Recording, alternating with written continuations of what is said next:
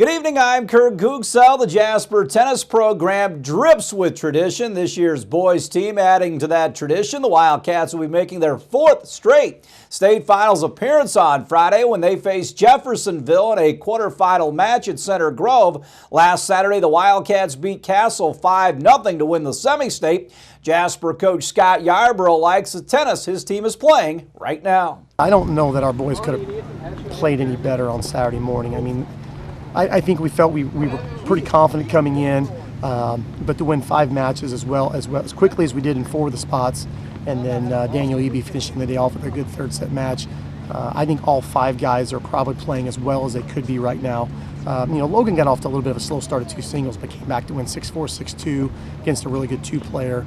Both doubles were up 6-0, 3-0 Saturday morning. So I told my parents after the match a little bit, I'm not sure how much coaching I did in the first 45 minutes of the match because everybody got off to such a pretty good start. So as far as where you'd like your team to be at the end of the season, we're pretty happy right now.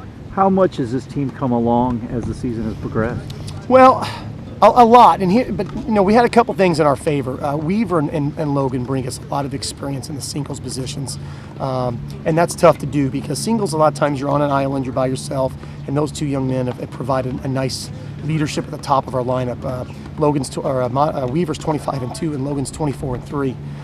And then the doubles teams have come along. We kind of set the lineup about mid-season.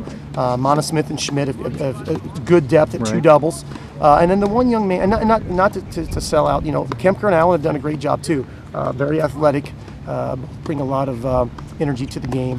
And then Daniel Eby is probably, just from a tactical standpoint, strategy standpoint, has probably grown as much as anybody.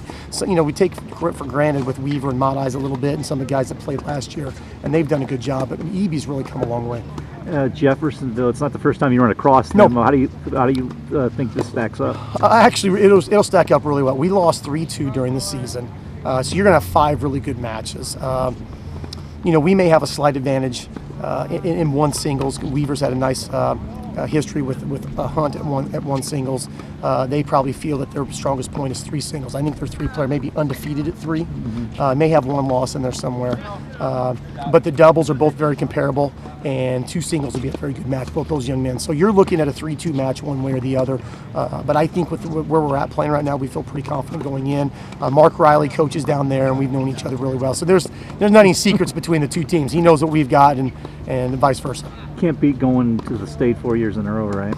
Well, I don't get on media that much. I posted the other day on Facebook how this was unprecedented, and I think anytime I do something that my father hasn't accomplished, I consider it to be pretty neat. I know that the format has changed a little bit, but I think what I try to get across is I want people to realize that as successful as Jasper sports are, that this team is doing something that has never been done, and the credit goes to those young men. It goes back to Noah Moss and Will Sager, and it goes back to Eli Sang and Ben Sang and Luke Hoke Sang and all the seniors that came before, and those guys that have put in the time, and now the Logan Grant Weavers and the Logan Mott Eyes and Alex Allen and the Joe Kenters and all these Nick Monosmiths.